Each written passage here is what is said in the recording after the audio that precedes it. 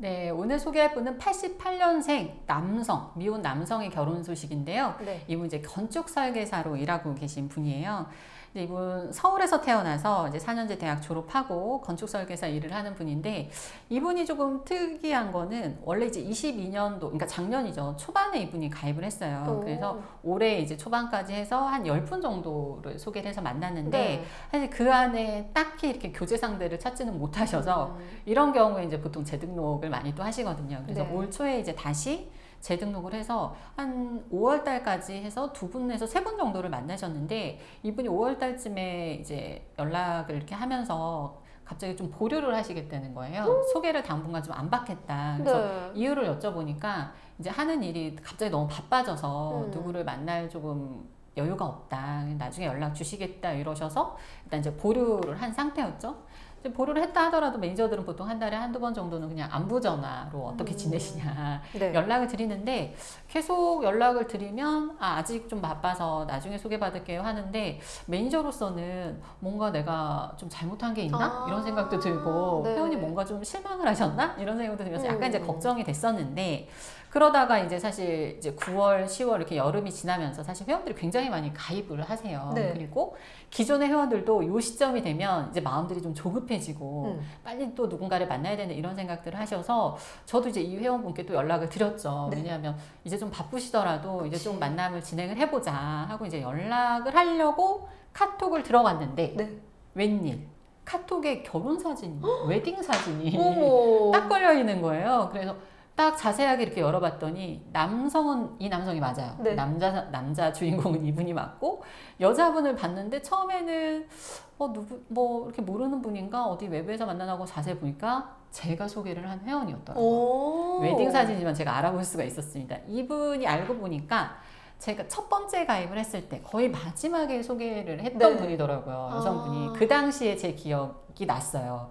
남성분은 이 여성 되게 마음에 들어 했었거든요. 네. 근데 여성분한테 그래서 제가 좀 더 만나보셔라 했더니, 여성분이 그때 뭐 특별히 뭐 이 남성이 어디가 싫다 이건 아니었는데, 그냥 저는 그냥 남성으로서 별로 끌리지 않아요. 이렇게 해서 그냥 좀 만나면 흐지부지된 이런, 이제 그래도 특별히 뭐 교제 상황이나 이런 거로 이제 되지는 않았던 그런 상황이었는데, 알고 보니까 남성이 그 뒤로 이 여성분한테 꾸준히 연락을 했던 거예요. 오. 그러니까 이제 재등록을 해서 사실은 이제 몇 분 소개를 받아봤는데, 네. 이분 마음에는 이 여성만큼 마음에 드는 여성이 없었던 거죠. 그러면서 여성분한테 이제 한 번, 두 번 이렇게 이제 연락을 하셨고, 근데 자주 연락은 안 한 것 같더라고요. 아. 근데 왜 그런 거 있죠, 여자들. 너무 내가 이 사람한테 마음이 없는데 너무 자주 연락하고 집요하게 연락하면 또 오히려 마음이 더 좀 싫어지는 경향이 맞아, 있는데, 싫어져. 이분이 나름 또 그런 걸 잘 하셨더라고요. 그래서 그렇게 간간히 연락을 하다가 특별한 기회를 한번 잡았는데, 여성 생일날, 여성도 이제 만나는 분은 특별히 없으셨나 봐요. 이제 생일에 약속을 했는데, 그날 이제 확실하게 뭔가를 보여주신 거죠. 그 선물도 굉장히 좀 좋은 거, 네. 비싼 걸 준비하고, 근사한 식당에서 이제 식사도 이렇게 사주고 이러면서 여성분이 이제 거기서 이제 조금씩 마음을 이제 움직였던 거고요. 이제 여성이 사실 처음부터 마음이 아예 없는 건 아니었더라고요. 네. 그러니까 이제 그냥 이 사람이다 싶지만 않았던 거지, 막 싫었으면 그렇게 만나진 않았을 그쵸, 거예요. 맞아요. 근데 그런 어떤 남성의 어떤 정성과 그래도 꾸준함에 여성분이 어떤 이제 마음이 조금씩 움직이면서 이렇게 자연스럽게 이제 만남을 지속하게 됐고, 네, 그 시점에서 남성이 이제 매칭을 보류하게 된 거죠. 아. 네.